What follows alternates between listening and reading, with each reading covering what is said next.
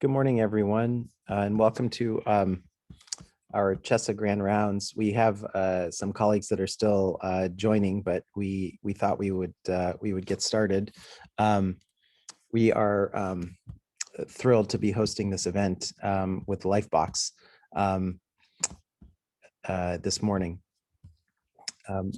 My name is Daruk Ozgadiz. I'm the director of our Center for Health Equity and Surgery and Anesthesia. It's also called CHESA.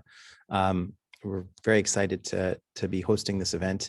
Our center unites activities around health equity in the perioperative space. And these events, our grand rounds, highlight critical issues in perioperative health equity, focused really across subspecialties and geographies. And today, we'll be having our colleagues from Lifebox joining today, highlighting their Clean Cut program, which is a program that's focused on decreasing surgical site infections.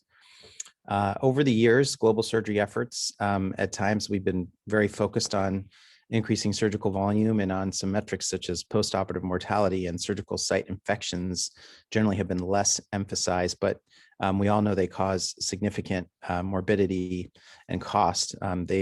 These infections are infections that occur in a part of the body where surgery occurs. So making a difference in this space requires a lot of teamwork and communication, frankly, no matter where you are in the world. And these are some of the areas, teamwork and communication and culture change, that bring us all together and caring for the surgical patient. And addressing surgical site infections is just one of Lifebox's many areas, and really three core areas of work that built off the surgical checklist. And our colleagues from Lifebox have been innovating and implementing really great strategies in this space for the last decade. And we're so excited that such a broad and diverse group of their collaborators have joined us today to share their experiences and lead this conversation. The program itself, which you'll hear a lot more about, is a 3 to 6 month program for hospitals designed to improve perioperative practices and reduce infections and improve surgical care. Without further ado, I want to welcome our moderator today, and her name is Ruth Laverde, a fourth-year medical student here at UCSF. She is completing a research year here and has a very keen interest in pediatric surgery and health equity. We work closely together with other CHESA faculty and members, and I'm going to hand over the program to her. Ruth, thank you very much for moderating today. Thank you, Dr. Ozgadiz. It's a pleasure to host the second CHESA Grand Rounds with you. Before I begin to introduce our wonderful panelists, I'd like to remind you all that this webinar is being recorded, and you are able to listen in 3 different languages: English, French, or Spanish. And you could do this by going to the bottom right of your window and clicking interpretation and joining either English, Spanish, or French.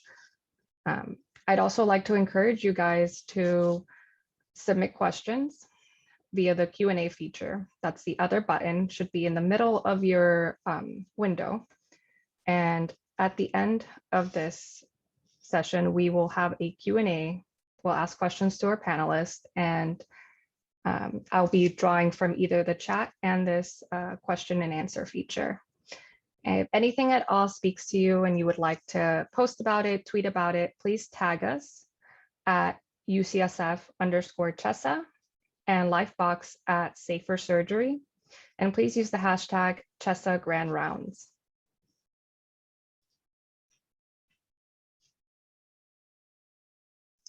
Okay, so today we have the pleasure of welcoming our partners at Lifebox. As Dr. Ozgadiz was saying, Lifebox is a global nonprofit that works to improve the safety of surgery and anesthesia. They work across 3 core pillars of safer surgery: improving anesthesia safely, reducing surgical infection rates, and strengthening surgical teamwork. I'm pleased to introduce our panelists who will discuss surgical quality improvement in low-income environments from the perspective of key stakeholders at Lifebox Clean Cut program. The first panelist I'd like to introduce is Dr. Nicole Starr. Dr. Starr is a resident in general surgery at the University of California, San Francisco. She was instrumental in the development of Lifebox Clean Cut program and was a Lifebox fellow based in Addis Ababa for 3 years, as well as a Fogarty International Scholar in 2020. She completed an MPH with emphasis in international studies from Boston University and served in the Peace Corps/Ethiopia for a year, where she focused on HIV/AIDS services, economic empowerment of women, and community home-based palliative care for patients. Our second panelist is Dr. Tehenetena Nagusi, an associate professor of pediatric surgery and global clinical director of Lifebox. As a global clinical director, Dr. Nagusi provides clinical leadership across Lifebox programmatic work. She has worked in Tikur Anabes Specialized Hospital for more than 14 years and has served as the hospital's operation room theater director. Dr. Nagusi was part of a clinical team implementing Lifebox Clean Cut program in Ethiopia and leads the Lifebox clinical team.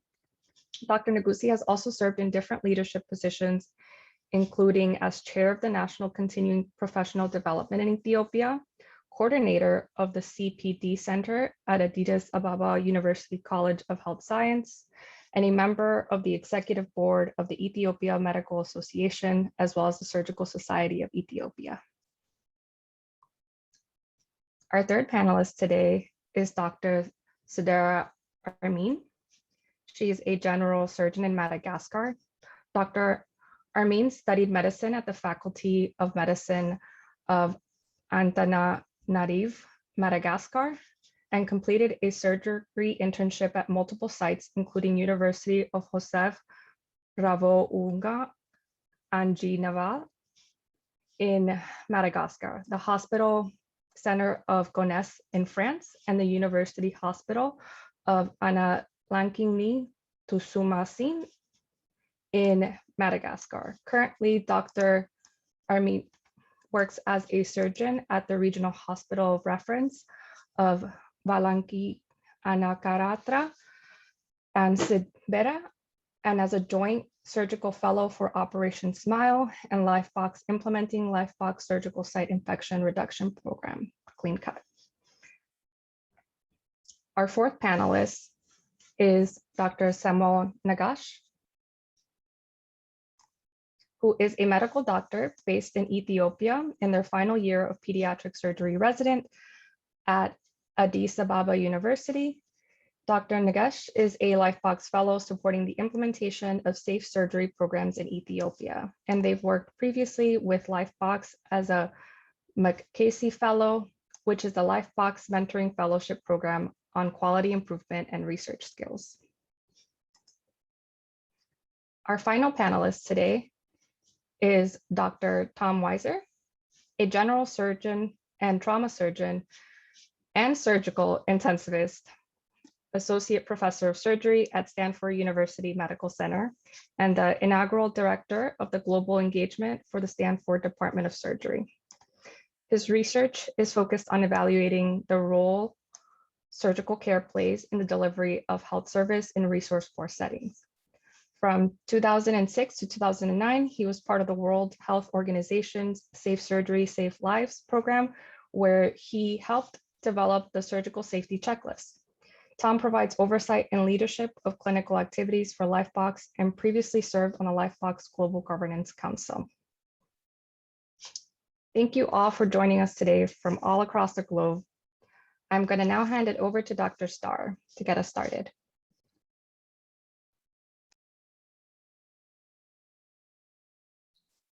Thank you so much, Ruth. Thank you, Dr. Osgoodiz, and to Chessa for hosting this panel today. We can go ahead and share the slide set whenever you're ready.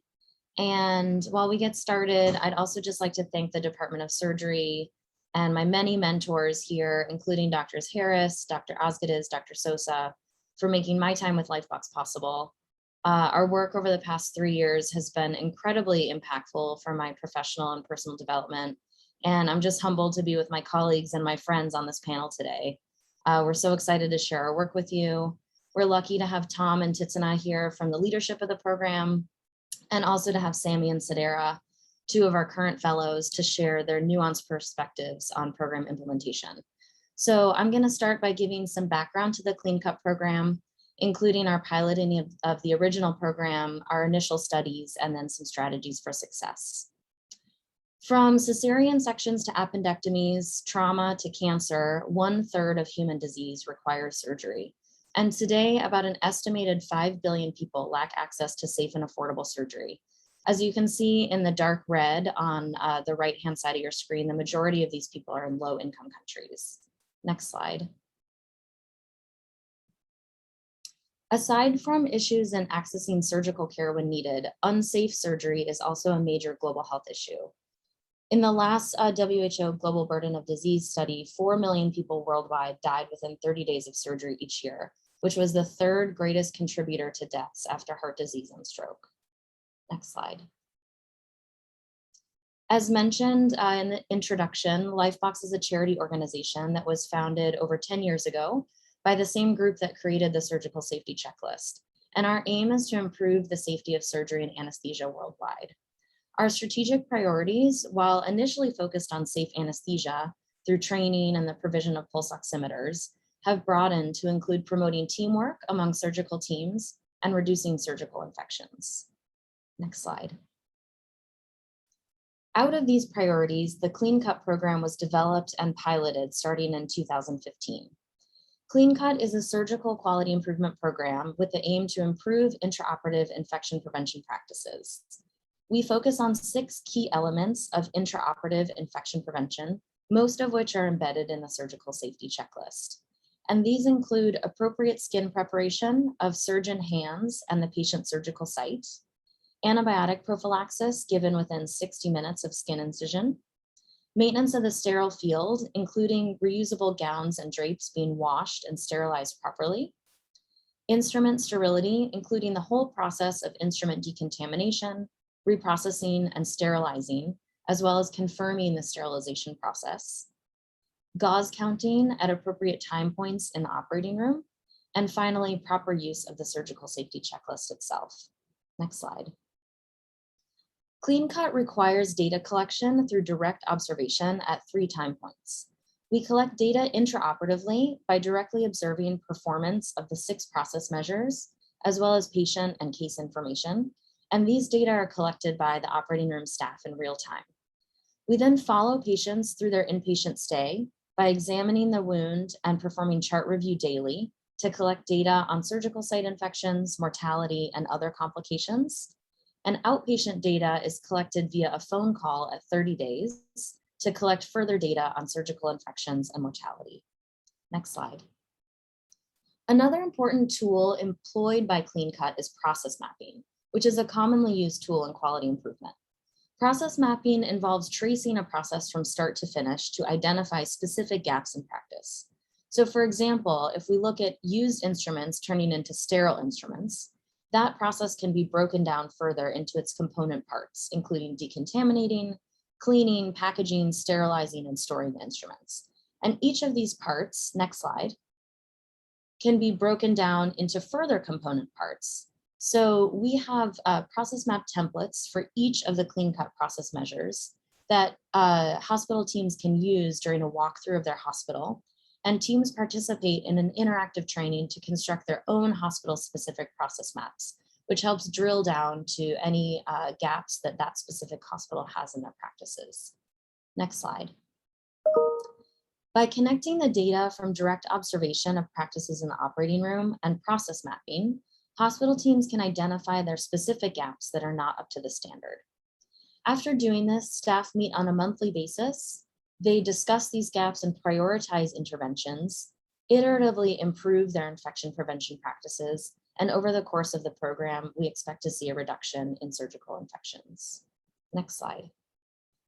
Every hospital is different. Every hospital identifies different gaps, has different challenges, and comes up with different interventions. Here you see a few examples of process improvements created by our Clean Cut hospital teams, including modifying the surgical safety checklist to fit their own hospital needs, having biomedical engineering servicing to fix autoclaves and be able to use sterile indicators, hiring tailors to fix gowns and drapes that often have tears and holes in them, and buying a new trolley to separate the clean and the dirty linens going to the reprocessing area. Next slide. Lifebox also offers trainings and workshops to help teams improve their practices. Typically through a clean cut implementation cycle, we will host a safer surgical instruments workshop, which works with sterile processing techs and scrub nurses to improve practices around instrument decontamination and sterilization. We will deliver an infection prevention refresher training, which reviews the evidence base for each of the 6 process measures and brings knowledge to the same sort of baseline. A checklist implementation strategies workshop, which helps teams not only understand sort of the purpose and the origin of the surgical safety checklist, but to modify their own version and to practice the teamwork and communication around successful checklist use, as well as a safe OR workshop, which helps teams communicate during times of crisis in the OR. Clean Cut is implemented over the course of about 6 months in 5 phases. Phase 1, we call setting up the program. Here, the program is introduced to the hospital and we identify a hospital-based team. Phase 2 is called establishing a baseline. Here we establish a data collection system, collect a month of baseline data, and perform the process mapping exercise. Phase 3 is conducted iteratively over the whole 6-month process, where we engage the surgical community and develop action plans. In this phase, we connect the data from the quantitative process, the process mapping, identify gaps in practice, brainstorm interventions, and prioritize and delegate tasks. Phase 4 is called improving continuously. This is where we deliver trainings and workshops, including the safer instruments, checklist workshop, and the infection prevention refresher course. And phase 5 is planning for sustainability, where we transition the program fully into the hands of the hospital teams and exit in terms of Lifebox engagement. Next slide. Our initial 5 pilot sites were in Ethiopia. And since that time, we've implemented the program at 12 hospitals in Ethiopia, with many more in the pipeline, and also expanded our program to Madagascar and Liberia this year. Next slide. Results from our first 5 sites were published in BJS last year. Next slide.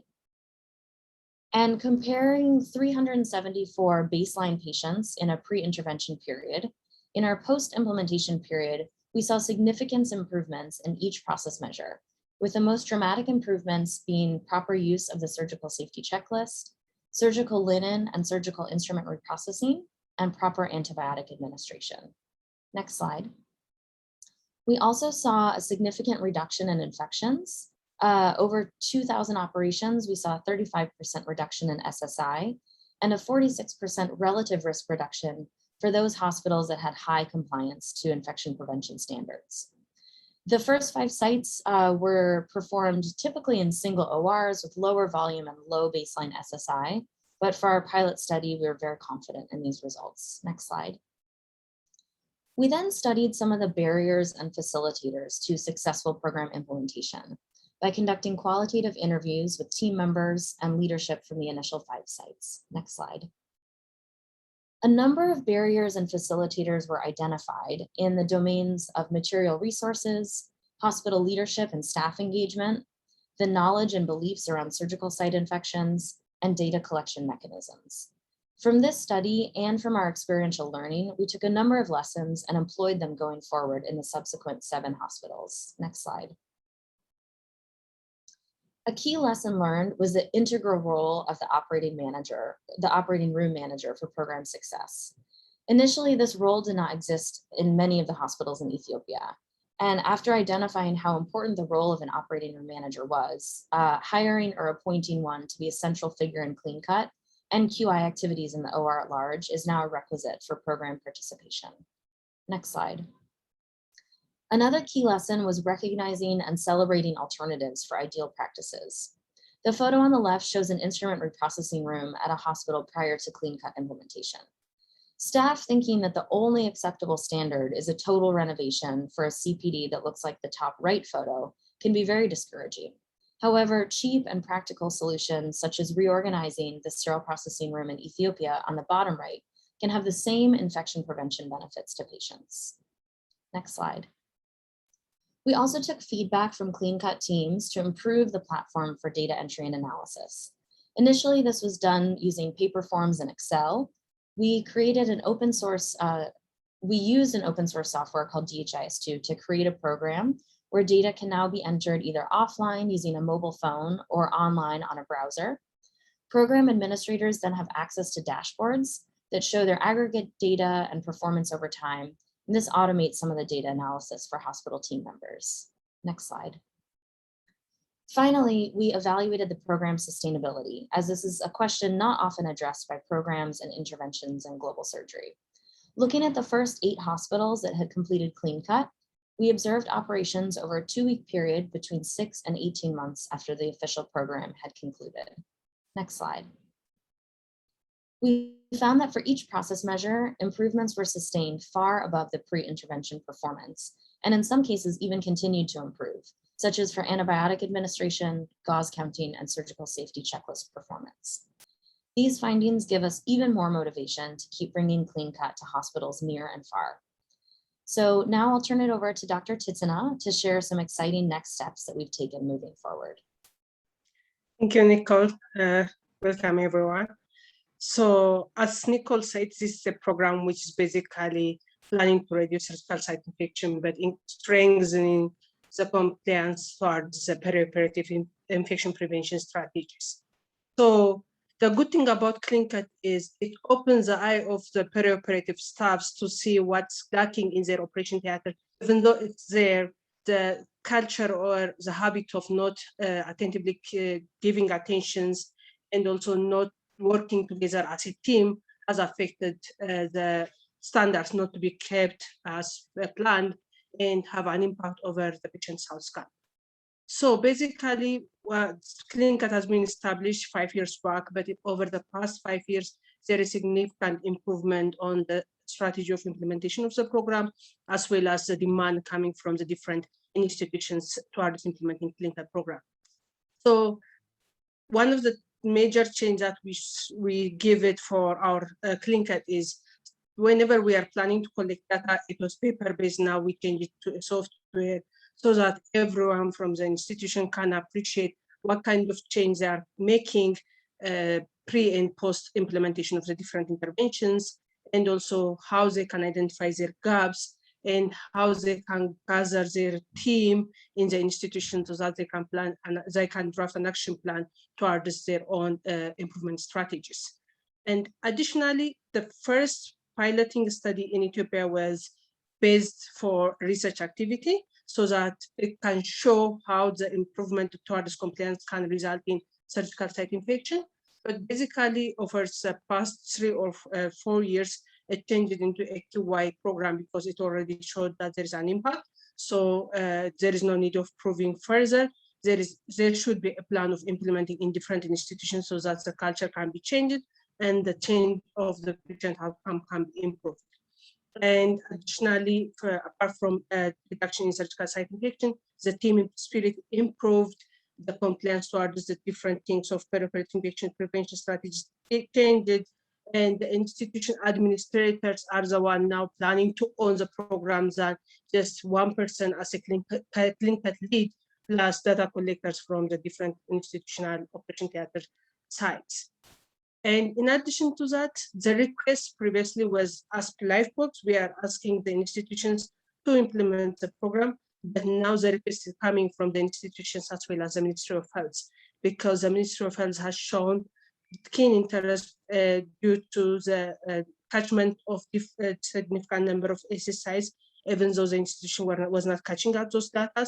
And plus the change ideas is the one which is aligning to their Safe Surgery 2020 initiative. So the interest is changed its direction.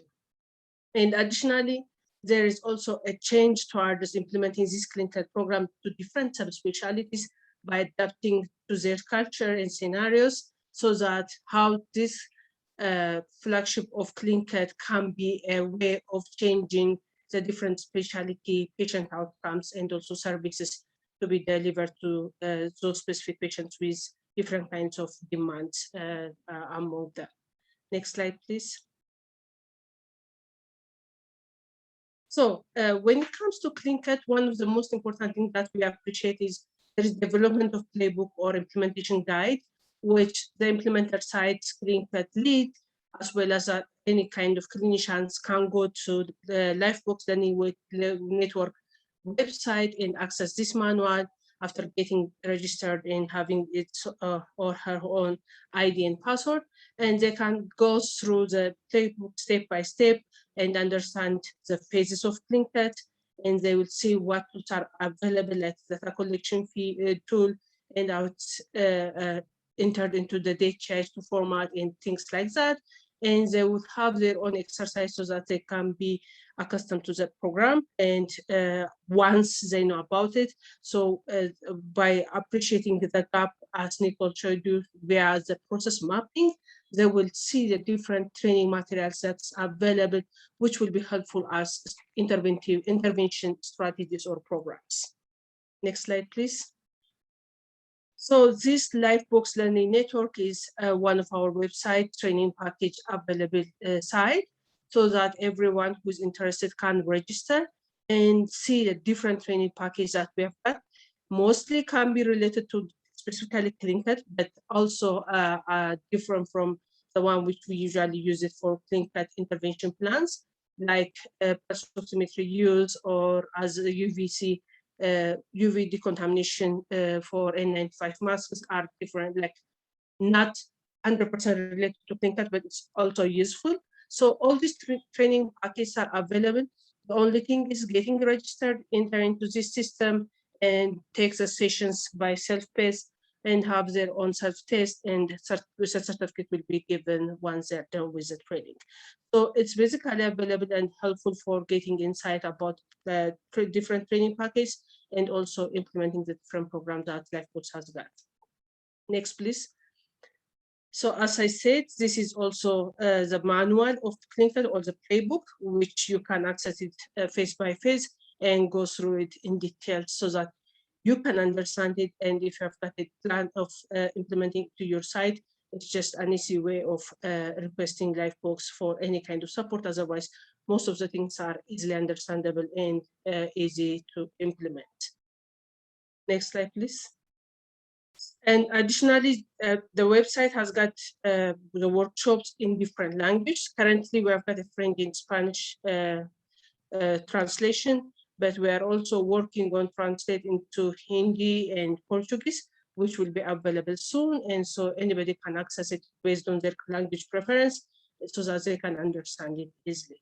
So having this type of different trainings in addition to the playbook is basically supportive for our CleanCut program, because CleanCut program, as I said, is basically understanding the system of the institutions that you are working to change the culture, to bring up on the best patient outcome, like surgical site infection reduction and others based on the demand or the need that you identified by your gap analysis. Next slide, please. So next slide. So when it comes to coming to the different subspecialty interventions, the previous one, please. One of the new research program we have got is CleanCS. The previous slide, please. So CleanCS is basically, it's an initiative which we research-based, which we are working with Ethiopian Society of Obstetrics and Gynecology, as well as Ministry of Health, for implementation of CleanCut program towards patients with cesarean section, plus some gynecological procedures. So that this is a CleanCut trial. Basically, we are doing it in a cluster random-based step-wise approach, so that different institutions are clustered based on being teaching and non-teaching, having high load and low load, and also the sites that are cited in Ethiopia.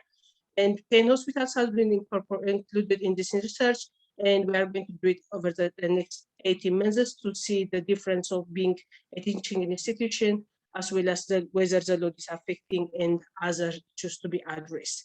So the goal is, as usual, the CleanCut is planning to have to improve compliance and to reduce surgical site infection. But what additional factors are helpful for implementing this will be addressed by this CleanCS program.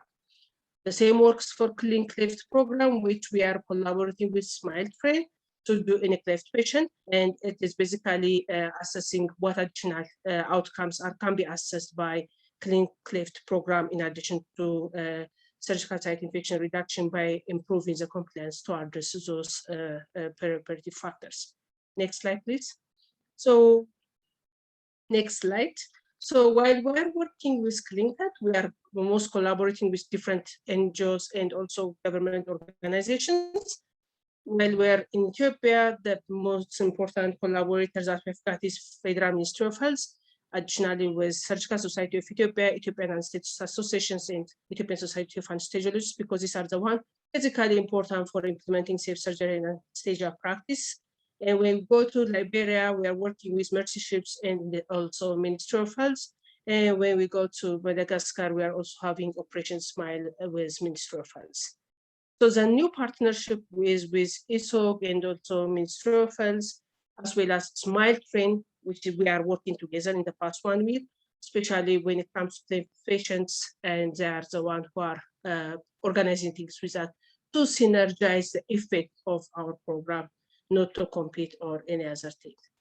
Thank you so much. I'll hand over to Sedera for next presentations. Ready, please. Merci beaucoup de m'avoir donné la parole. Je tiens à remercier toute l'équipe de m'avoir intégré dans ce for giving me the opportunity to speak. Thank you very much for including me in this. It was very useful for me. I'm also head of surgery. So for me, it was an ideal program to start working. So thank you very much for including me. Next slide, please.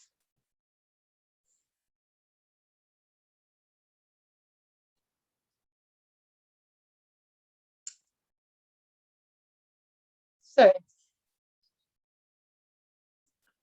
CleanCat has been established in the Vakinankaratra province. It's part of it's nearby the capital.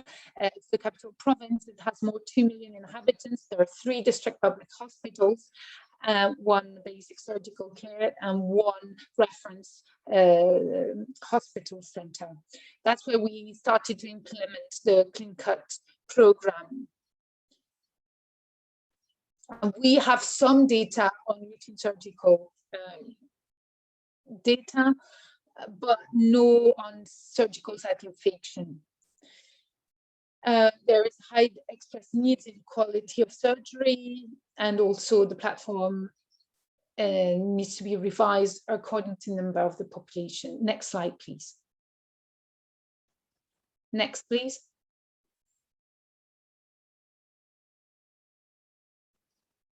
So we started in February 2021. First, we built up a team. We looked at the hospital context and we defined the process, what we call the process mapping. More or less 27 people were involved: surgeons, doctors, anesthetists, nurses, midwives, different kinds of nurses, people in operating rooms and outside, but also maintenance staff, administrative staff, and cleaners. And all these people have been involved in the CleanCat program, and we told them how to collect the data and how to use the platform. Now we already have 160 patients that have enrolled within the program. Next.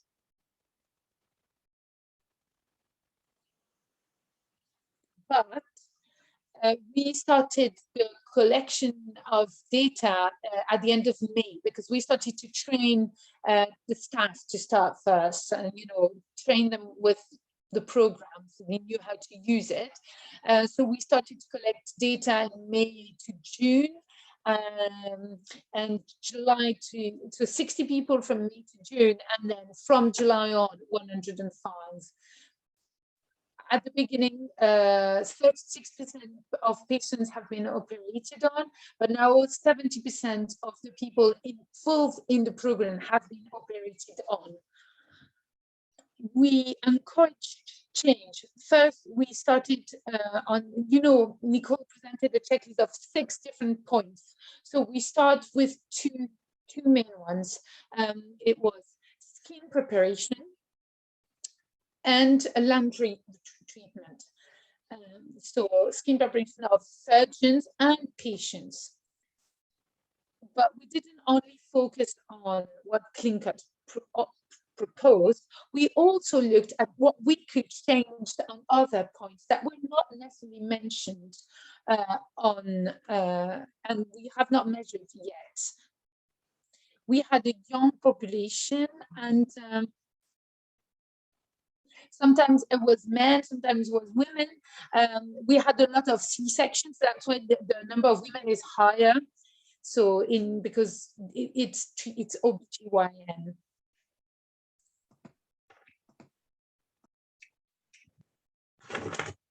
Next.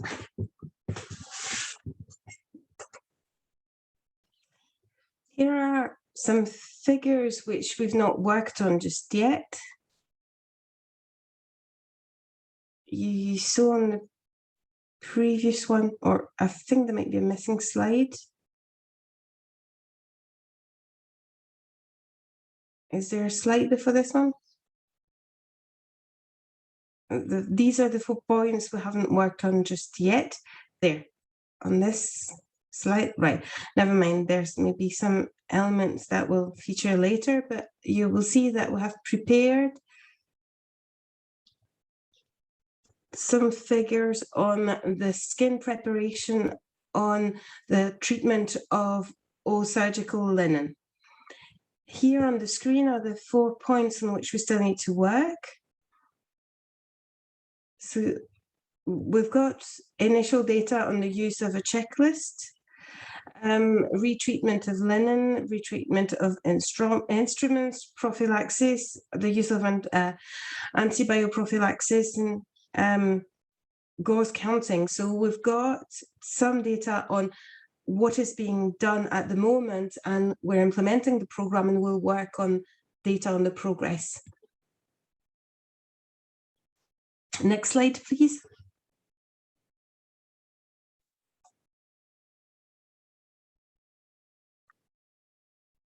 Now let's consider the impact of a CleanCut program.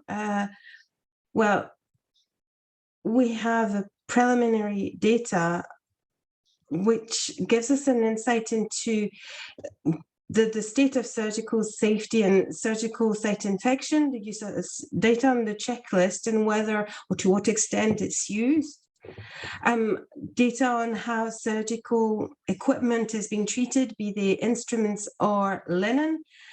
And it's been motivating for the team because they became aware of the need to improve quality of surgical operation in our hospital. We've also highlighted skills and improved skills on data collection, on teamwork, and we'll move to phase 4, namely work on prophylaxis, counting gauze, use of checklists, and reprocessing of surgical instruments. And there will be further workshops and retraining on the use of instruments, because we don't have such processes in place yet in my hospital. So it should be interesting to see. Next slide, please.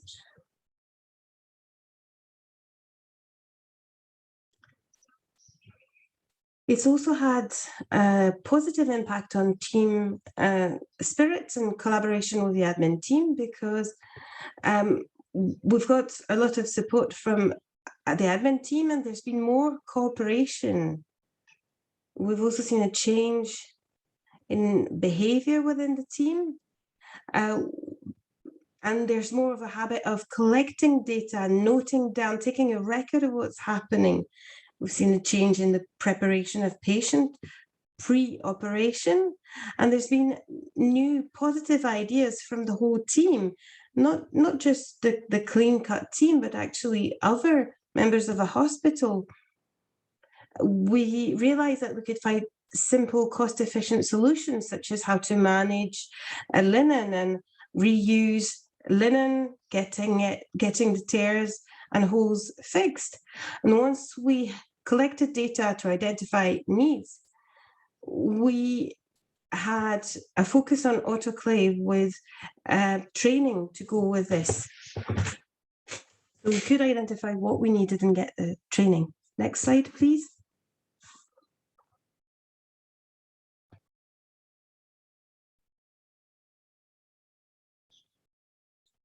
Now, what have we had to adapt to? Well, first of all, the team is small, which means that one person may play several parts. CleanCut is a very good program, but it's flexible. We can adjust it. For instance, we can have a site manager who's also head of the operating theatre. So it's not so much adapting CleanCut, but we had to adjust because sometimes one of the nurses in the operating theatre had to also handle some interventions at the same time. We noted that there were differences in processes, a difference between what Ethiopia does and what Madagascar does. The journey of a patient to hospital can be different. We noted differences as to the use of survey documents. It wasn't necessarily that we disagreed on the use, but there were issues with understanding, because some positives in one context were negatives in another context, but it led to constructive ideas. It's led to an exchange in good practice as well, and real constructive brainstormings on how to improve skin preparation before you enter the operating theatre, how to tackle retreating surgical linen, etc. And it's something we hadn't thought could be improved, but actually it has as a result of the programme. Next slide.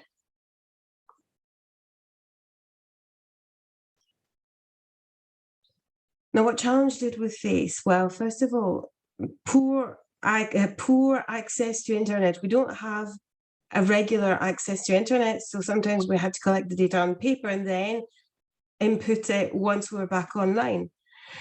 It has had an impact in the sense that it wasn't real-time data, but we decided to do monthly reports to take stock of the reports. There were issues with language as well. So thank you very much for organisers for providing translations of the documents into French. We had to do trainings in sort of 2 steps because it enabled us to better understand the programme. So it was beneficial, and we had to rely on interpreters. Next slide, please.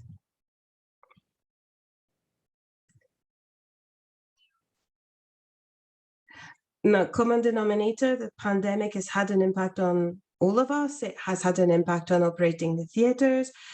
The team in operating theatres have been reduced. There's been more rotations because staff was needed for COVID. Some people arrived extremely late because they were afraid of coming to hospital.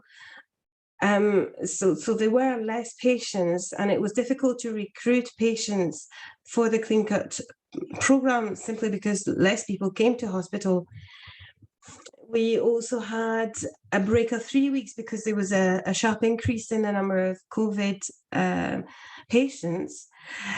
It was difficult to keep the staff motivated. They were overworked, so the added burden of filling forms, etc., was difficult. Staff were also not used to have regular online training or to use computers all the time, and we were faced with a constant language barrier. But they were challenges rather than difficulties, challenges that can be overcome. Next.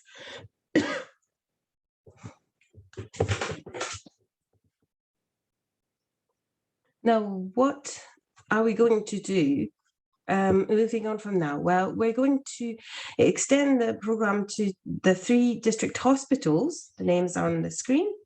And we're going to move into phase 4. So there's going to be new training that I mentioned, and we're going to focus on the next 4 objectives on which we haven't worked yet. Thank you very much for giving me the floor. I am now giving the floor to the next speaker.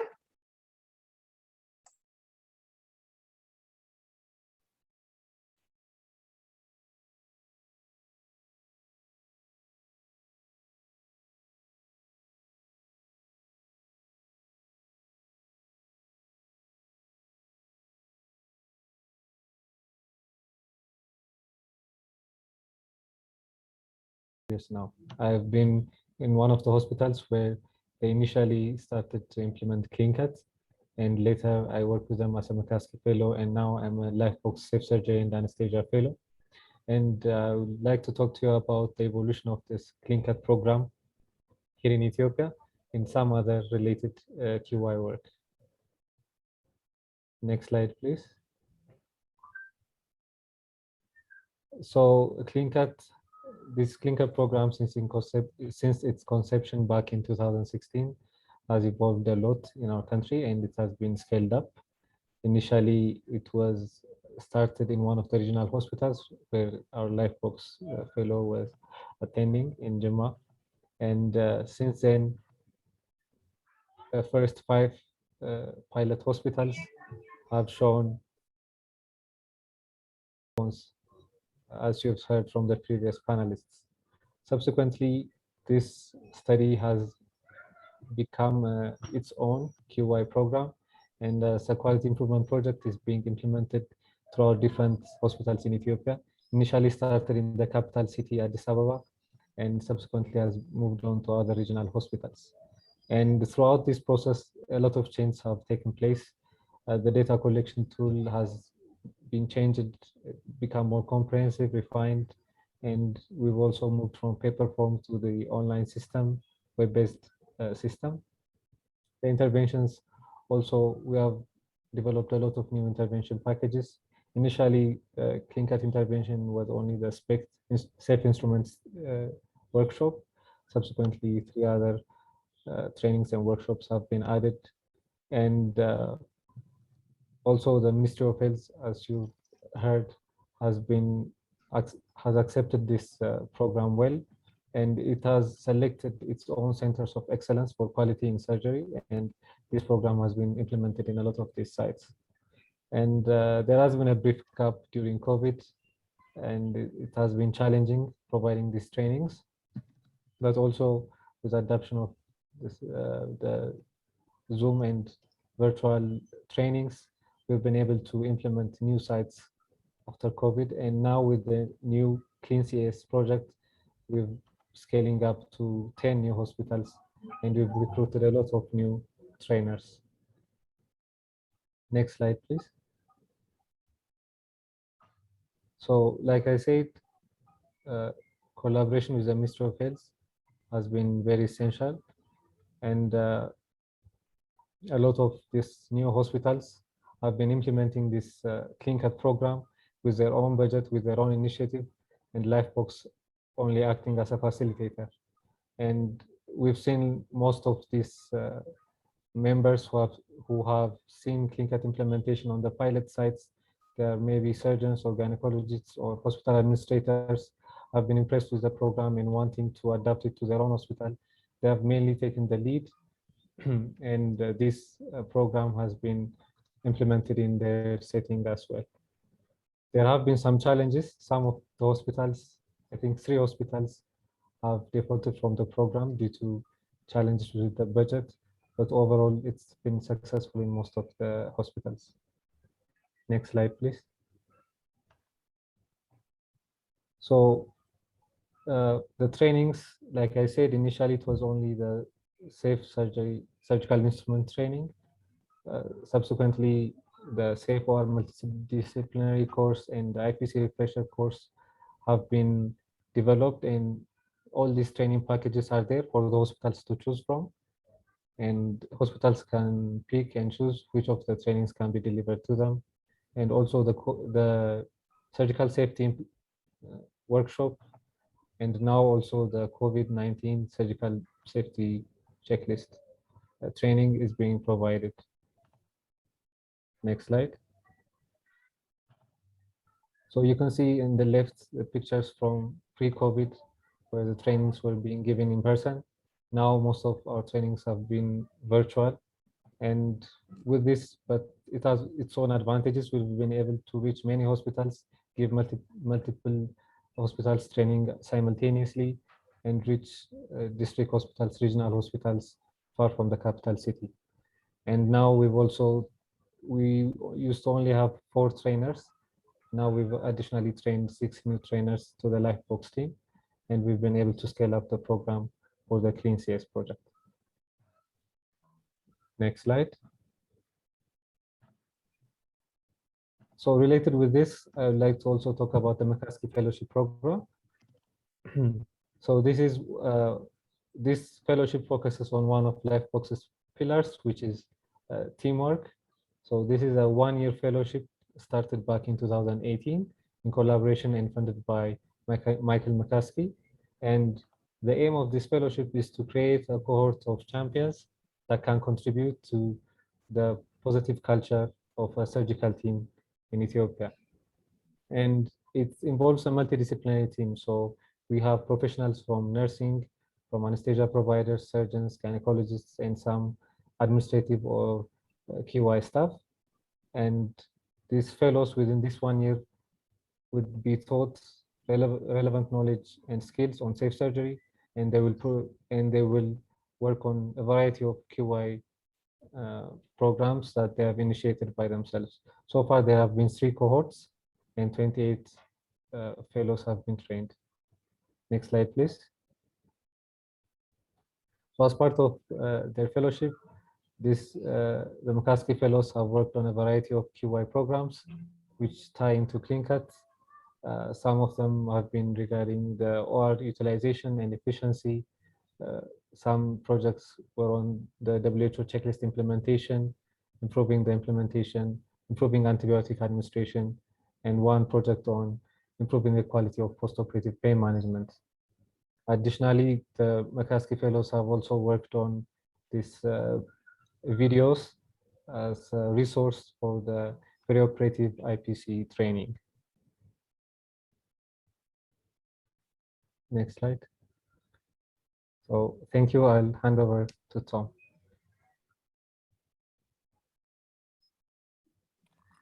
Thank you so much, Sami, and really wonderful work from all of you. And we really appreciate all of the amazing work and energy and effort and enthusiasm everyone has brought to the program.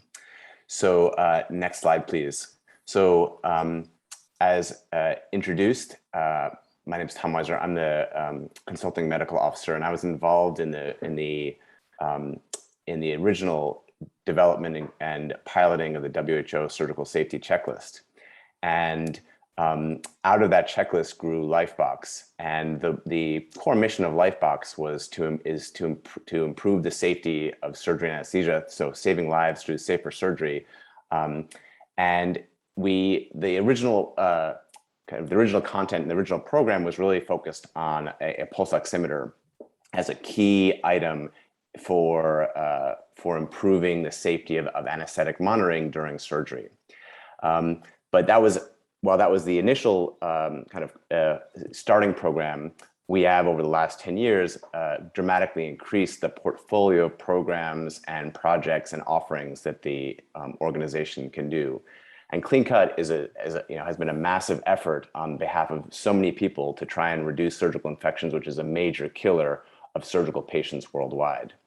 But in addition, there's also this concept of improving teamwork. And the goal ultimately of the organization really is to improve this climate of safety, this climate of teamwork, and working together to solve problems in the surgical and anesthetic space through these tools, these trainings, and these partnerships. And so CleanCut as a program and as a process fits into this larger organizational goal that we have as part of our organizational mission. So next slide, please. offerings that Lifebox now has actually expand to quite a range of different types of tools and trainings. So obviously fundamental to the mission of Lifebox, really at its core, is the concept of the checklist.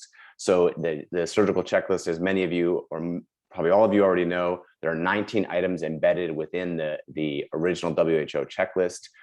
Some of them are very much related to anesthetic safety. Some of them are very much related to infection reduction.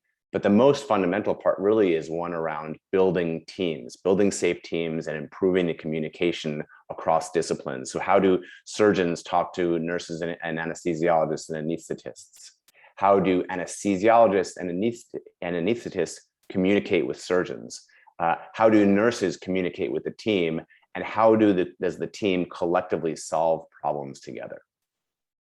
Now, in addition to the checklist, we also have introduced a number of different tools. Now, the pulse oximeter was one of our fundamental tools. And since the founding of Lifebox, we've delivered almost 30,000 oximeters, with a dramatic increase over the last year and a half with response to the COVID pandemic, as a mechanism to improve a facility's ability to respond to problems with oxygenation and desaturation. We've also developed a couple of new tools. So we have developed a surgical headlight that is actually in the process of being pilot evaluated right now. And Sammy is in the process actually of taking our final prototype light and working with surgeons, obstetricians, gynecologists, orthopedists, plastic surgeons, pediatric surgeons, to understand whether this prototype light is useful, whether the surgeons find it helpful, whether the light is powerful enough, make sure that the battery lasts long enough, and make sure that it's comfortable enough for use in an everyday setting. And you can see an example of our prototype light there in the middle of your screen. We've also partnered with SmileTrain to try to develop a low cost capnograph. So as many of you know, capnography, or the measurement of M-tidal CO2, is very important for airway management. This has always been a request and a keen interest of the anesthesia community, but in the past, these capnographs have been too expensive to deploy on a kind of a wide scale basis. And so we're now in the process of trying to identify innovations in this space to develop a new tool to help improve even further the safety of anesthetic care. And then in the lower right of your screen, you can see some of the effects of what happens with some of the instrument sterilization, cleaning, and decontamination training programs. So this was a program that we developed with SpecTrust, which is a Canadian charity. And it was really focused on some of the sterile processing personnel, many of whom are, they're very poorly professionalized. In other words, they receive very little training. They receive very little education on how they are supposed to execute their jobs, how they're supposed to accomplish the cleaning and maintenance of surgical instruments. And so this has been a huge benefit to the program, particularly for Clean Cut, but even more broadly, being able to engage with this new discipline, with this group of providers, this discipline that has always been under-recognized in surgery. How do we engage with them, bring them into the team, and help them work to do their job better, and also feel like they're play an important role in the process of surgical care and surgical delivery. And so the goal, essentially, ultimately, of all of these projects really is, one, to identify the incentives that providers have, and these are all providers, whether they're clinical providers or other members of the work team and workforce in the hospital.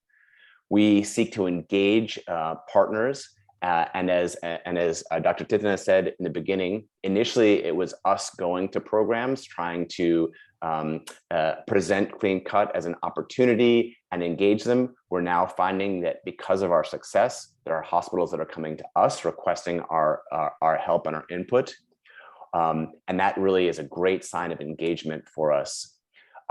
We try to create knowledge and learning at scale, and so the Lifebox Learning Network is a mechanism to engage partners across multiple hospitals, multiple countries, multiple settings, and also to facilitate peer-to-peer learning, so that a hospital in one country can help train hospitals in other countries that look similar or that face similar resource constraints. We try to encourage active participation from all of the different providers, whether they are clinical providers, very high level heads of departments, or very junior staff members. We are aiming to promote creativity, innovation, and enthusiasm for the program, for quality improvement, for surgical safety more broadly. As you heard at the very beginning, surgical safety is a major problem, and postoperative mortality is a huge killer of patients. And as a health system, if we as providers who deliver surgical care can't improve on that and can't help regain the confidence of our patients, we will do a disservice to the health system more generally. And then ultimately what we are hoping through a lot of these programs is to develop teams and help teams tackle their own problems and support them in their own solution and problem solving process. Next slide, please. And all that is kind of listed here on this slide, but the idea is that many times teams are able, or individuals know where their problems are, but they're not empowered to make changes, or they don't have a team around them to help support identifying opportunities for change. And so the goal, one of the major pushes that we have at Lifebox is really to encourage teams to identify and strengthen their own local capacities, use their knowledge of their own systems to help make changes within their system, and elevate the process of surgery and anesthetic care within their institution, and then work with partners beyond their institution to help make surgery safer for all patients within their country. So with that, next slide, please. I want to thank, there's this is an enormous group effort, and Dr. Titana and I are incredibly grateful for this incredible team that we are a part of, to the support that we receive. There's so many people to thank. I would say that we are incredibly humbled by the efforts that we see by partners, by people that we engage with on the ground, by the nurses, by the other staff members that we work with. And so with that, I think, Dr. Titana, is there anything else that you would like to add in conclusion, and then we can move on to the Q&A session? Thank you, Tom. Thank you, everyone, for being here today. So, as everyone was saying, CleanCut and other aspects of the Lifebox program is trying to bring safe surgery practice, but everything is not as smooth as it should be. But whenever individuals in any institutions think that there is a gap or there is a problem, and they are planning to change their culture, it will be easy to buy in the program and implement. But if the culture is saying that we are okay, we are good to go, then it will be difficult. So the first thing to do is to make sure that the human aspect should understand that we have got some problems and we should change before implementing or planning implementing any kind of program. Thank you. And if you have got any questions, then the floor is open. Maybe we'll turn it back to Ruth and Dr. Osgoodiz. Thank you so much, Tom, Titana, Sami, Sedera, all of you, and Nicole. Really inspiring. You're like exactly on time too, which is incredible. I really appreciate everything that you've shared. It's just such an inspiring program and package that you've put together. Maybe just before I say a few comments, everybody who's joining us from all over the world, please feel free to put any observations, or if you have any experiences in the space, please put in the chat or the Q&A. I see some friends from Uganda. I see friends from Botswana. I see friends from Tanzania and a number of other places who have joined us. We really value your input, and we're so glad you joined us this morning. Just what an incredible program, and I think it's just had been such an underemphasized area in what we call the surgical ecosystem, and requires so much cooperation, so much communication, and what you've achieved is really tremendous. It was great to hear about the fellowship as well, and how this program has created an opportunity to help train and strengthen capacity for local teams to problem solve and prioritize what's important to them. It was great to hear about the expansion of the program in Ethiopia and its impact, and then really incredible to hear about how Sedera and her colleagues in Madagascar took this and picked the areas they wanted to emphasize, and then scale it, and then how really this, I think, project also branches into areas of innovation and some of the resource limitations we have and how we can innovate in that space collectively as surgeons and anesthesiologists and nurses. I just am mostly really grateful for all of you to join and share your experience. There have been a number of questions in the chat, and I'm sure that there's a lot to discuss. So I want to hand it over to Ruth to help lead that portion of the discussion. Thank you, Dr. Osgoodis. And thank you to all our panelists. I want to kick off this Q&A with a question that was submitted rather earlier by Dennis. And Dr. Neguse, I'm going to direct this question to you. Dennis says, congratulations on the impressive work. And their question is, the baseline rate of surgical checklists used in the pilot, nearly 60%, seems to indicate a relative established culture of safety prior to the clean cut implementation. Does that play a role in criteria for site selection? And do you think clean cut could succeed anywhere? Thank you for the question. And for any kind of recruitment to have clean cut program implementation at their site, there is no specific selection criteria. We just select one of the centers, whatever status they are at, and understand the baseline status of the institution by both context assessment, hospital context assessment, basically assessing the human resource and the infrastructure aspect, plus the baseline data on their status of the perioperative infection prevention compliances standards on the 6th aspect, plus their surgical site infection rate over 1 month. And this will tell us what they are at. And most of the institutions, especially during our pilot study, if you see it, the SSI rate is, in some centers, is more than 35 to 45%. And the compliance towards the WHO surgical safety checklist use or other things is less than the expected. It can be less than 20%. Some of them have got close to 50%, but it's not more than that. So the most important thing about clean cut is we will see what they are at the baseline, and we will appreciate the gap after the 1 month of assessment. Then we will plan according to the gap, which one should get priority to be intervened, either the training or the culture change, engagement of the different stakeholders or things like that. Then we will assess what improvement has been happening for the next 5 months. So there is nothing specific to recruit the center. The only thing is the lead and the hospital admin should accept and buy in the program to implement in their centers. That's the only recruitment strategies. Thank you for that. Thank you. And on a related question, Dennis also asked, what have you learned about finding the right people for implementation, such as the OR manager at each site?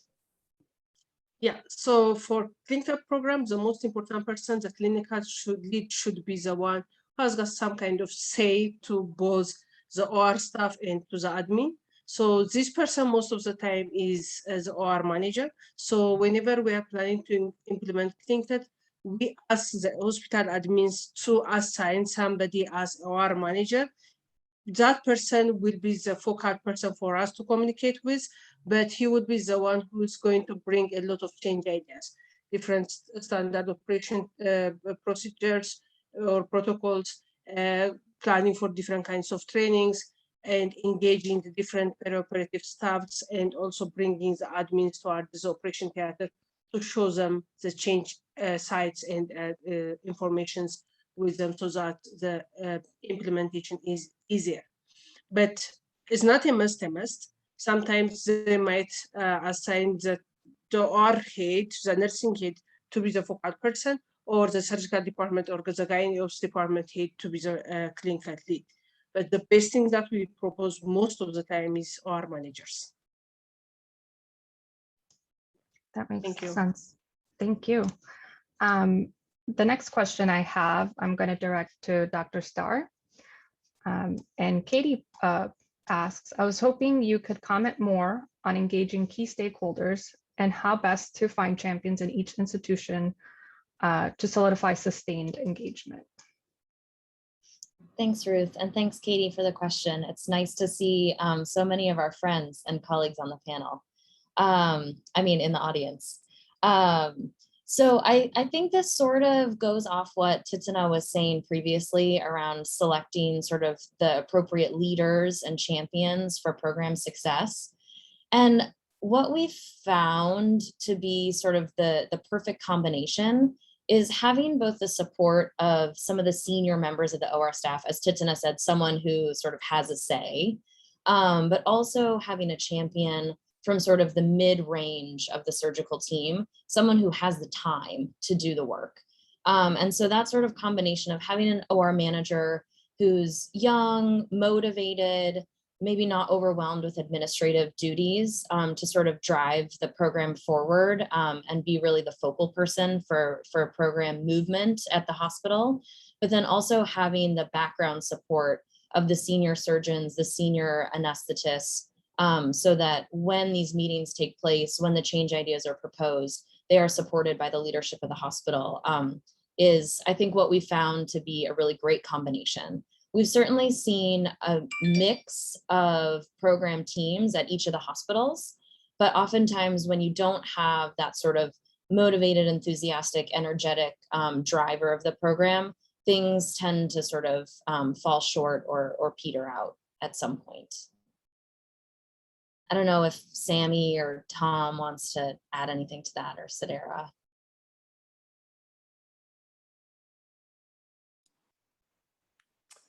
I think it goes along with a couple of the other questions around engagement and sustainability. And let's be honest, this is really, really hard work. And it's hard work anywhere you go, whether you're in the United States or the UK or Ethiopia or Madagascar. It's always hard.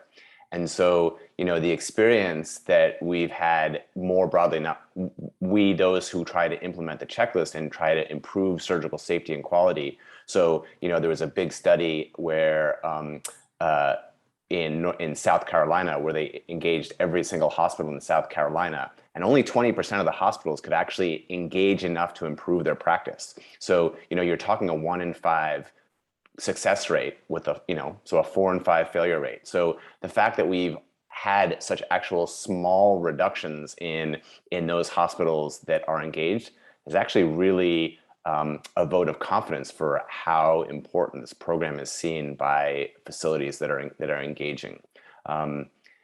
Because it's not a kind of a one and done type of program, because it does involve ongoing ongoing engagement and a sustaining of energy, enthusiasm, and effort. It does, there is an expected attrition rate over time. And we have been lucky in that the partners that we've developed and we've worked with, seem to stay engaged. On that note, Dr. Weiser, Ava asked and comments, thank you all so much for a wonderful discussion on such groundbreaking work from the Lifebox team. I'm curious to learn about how Lifebox continues the relationship with these local hospitals after 6 months program to support the environment of collaboration. Thanks, and thanks, Ava, for the question. It's a great one. I'm going to answer, but then I'm going to also ask Sammy and Tito to comment as well. So the 6 month program is kind of the formal program, and that's when we were doing the pilot work. We had to figure out, a beginning and a middle and an end. And when we do the structured intervention, that's how we structure it. 6 months where we have a beginning baseline, we have an implementation period, and then we have kind of the post-implementation assessment. The idea is that after 6 months, we've really stood a site up to succeed on their own. And so there is a transition plan built in actually in that playbook that Tito mentioned. There is a transition plan built in for sustainability. So we ask sites to figure out for themselves what they're going to do. We know that kind of intensive data collection is likely not sustainable. So we think about, do you want to do an audit? How are you going to reassess? The data that Nicole presented at the very beginning about the sustainability work was us leaving sites entirely to their own devices and going back 6 to 18 months later and finding that the culture change was sustainable enough to maintain that kind of ongoing compliance with practices, which tells you the power of when you align the processes to get the outcomes you want, how powerful and sustainable those can be. But maybe I'll ask Tito first and then Sammy to talk a little bit specifically in Ethiopia about what the ministry is doing and what other hospitals are doing who hear of the program. Thank you, Tom. So as Tom said, at the end of the 7th month, we usually have a meeting which we call a sustainability plan, which they are going to plan what specific things they are going to do, like sustaining, using the WHO checklist, in how many percent, how to audit or things like that. But regularly, most of the time, because the compliance is our target, and that is a culture change, most of the time it is affected over the during the intervention time. That is 5 months time, and it's growing significantly month by month. And all the trainings and also all the process mapping, which then mentally has got an impact. So whenever we were doing sustainability assessment after 18 months of the first piloted site, it is showing us some of them have got more improvement, some just maintained. There is no institution which is falling down. So it is showing us the culture change with emphasizing on the important aspects of perioperative standards will be kept because everybody as a team understood the benefit of it. So that is the one which we can say that it is achievable. The other thing, they will keep on contacting you whenever they've got some kind of issues for any kind of training, or while we are also having this Mccaskill Safe Surgery Fellowship. Some of the trainees are coming from this institution because they are aware of the benefits of the different package that is available, and they are the one who is getting the training, and they will go back and also improve other aspects of the QY program in their institutions. I mean, if you have got more, please.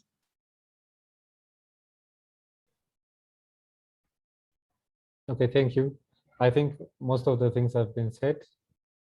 I'll just like to connect this with the next question and answer it together. So with the example of the 3 centers that were closed, Godfrey asked what were the best facilitators for sustainability of the programs and what are the barriers. So during the implementation of the program, I think the main challenge that we faced regarding the budget when the hospital owns the study is incentivizing the data collectors.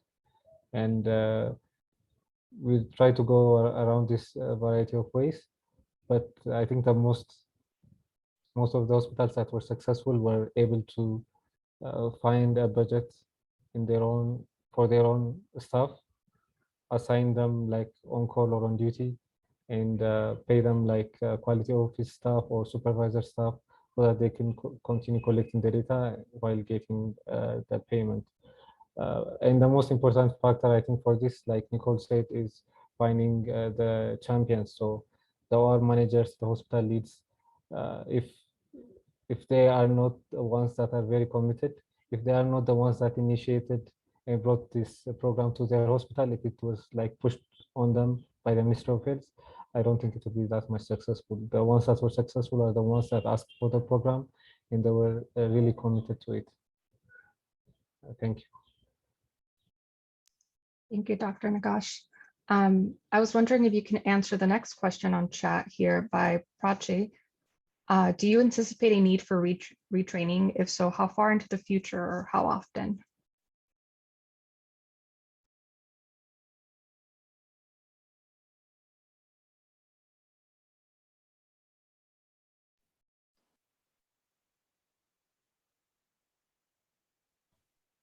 Sorry, did you want me to continue on that? If you can give your input, or if you think someone else on the panel would be best I think, able to answer. Yeah, since Nicole did this sustainability assessment, I think it would be better if Nicole takes this one. Sure, thanks, Sammy. I think one of the issues that we've seen, particularly in how Ethiopian hospitals are staffed, and this might be sort of a theme throughout different contexts, is the rotation of staff through the hospital. And at least in the Ethiopian context, nurses are not trained in any particular specialty, and they can be expected to rotate through different units of the hospital every few months. So every 2 to 3 months, you may get a new batch of scrub nurses and circulators that have not been trained to work in the OR and have never worked in the OR before. So I do certainly anticipate a need, at least for the hospitals, to host some sort of retraining or onboarding as those new staff rotate through. And our hope is that as these sort of culture changes percolate through the healthcare system in Ethiopia, and we've also made some inroads with the nursing school, trying to catch students sort of early on in their training to deliver some of these perioperative infection prevention standards, that eventually this will slowly turn, the ship of surgical safety culture, and that these changes will become a little more pervasive.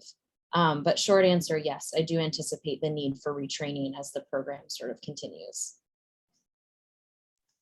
Thank you, Dr. Starr. I do have one final question for Dr. Ramin. So quality improvement in surgery is an undeniable necessity, but I think, as you were alluding to in your presentation, sometimes can be neglected for people working in this field as far as resources go, and just the bandwidth that some of the staff might have. How have you managed your usual workloads with the use of the Clean Cut program?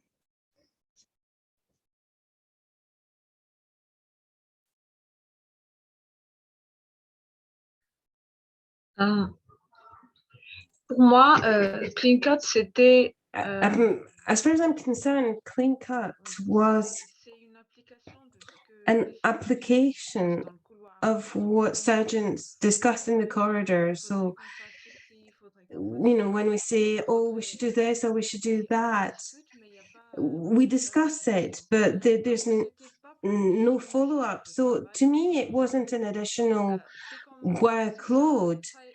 It was just building on, and it was helping and structuring the implementation of solutions for surgeons. It put figures on the needs we were identifying, and it creates a follow-up on what we had done. So it was an additional charge. We were doing what we would normally do, but collecting data and improving. Thank you. That was so wonderfully put. Perhaps we have, I want to be respectful of everyone's time. I don't think we have enough time for another question. I think if I were to give one big takeaway is the importance of on-the-ground buy-in and the need for the need to have a desire to change the status quo, and that oftentimes, like Dr. Amino was saying, it's what is already being done, but kind of kicking it up a notch. Those are my takeaways, and thank you, everyone. To all our panelists for joining us and sharing your experiences. I would also like to extend thank you to all of our audience members for being interactive and for joining us for this Grand Rounds.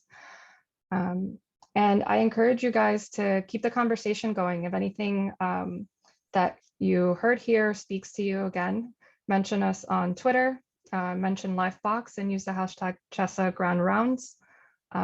We'll be posting this recording on YouTube and shared on our Twitter. Our next Grand Rounds is going to be on September 29th. This is an early career experience in global health surgery. This is with the partnership with UCSF and GSSA.